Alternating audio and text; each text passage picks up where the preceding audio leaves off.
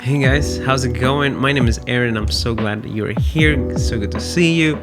I have the F2 and the Tascam DR-10L with me, and I want to give you guys my first impressions on the Zoom F2. This is the Bluetooth version.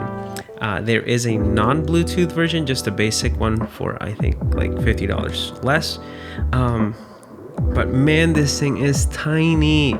Look at this. I don't know if you can see it. Yeah. So like super slim. This is side by side. Like this thing is just packing so much in a tiny little device. So I'm super excited. These are the Tascam DR-10Ls that we've been using for the past year, and they've been incredible. So I can't say too much about this. I think you guys are familiar with this.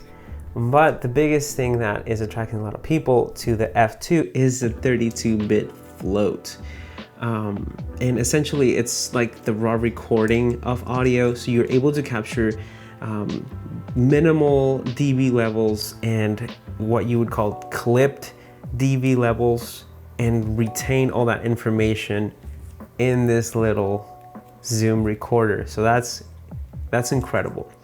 With this, you're able to capture 48 kilohertz at 24-bit. Correct me if I'm wrong. And it gives you high quality audio, but if something clips on this, it clips. And then bringing some of that lower dB levels, bringing them back up, you kind of do get into some floor noise, whereas with this, it's a lot less. And that's what makes this little Zoom recorder just an awesome recorder. Now we did get 3 of these, the Bluetooth version, and we're super excited to use them. We'll be miking our brides, grooms, and officiants with these. But man, I mean overall, like it's tiny. Like it's tiny.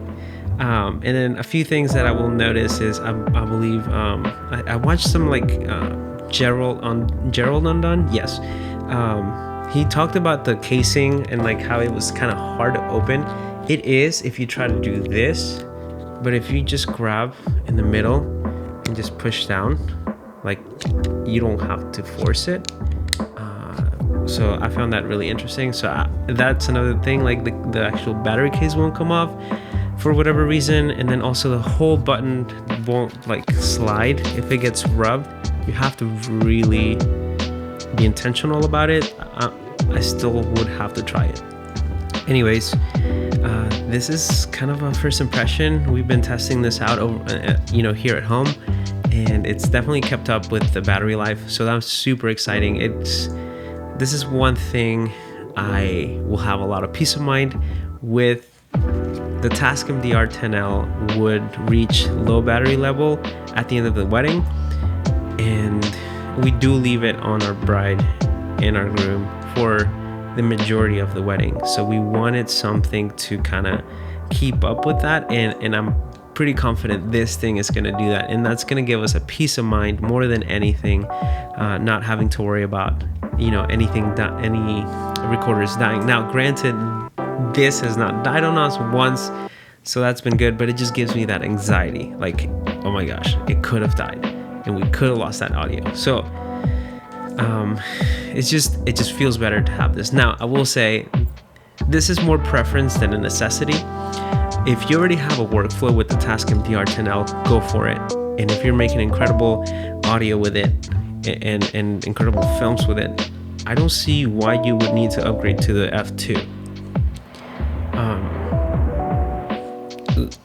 This was really more a preference jump for us than a necessity.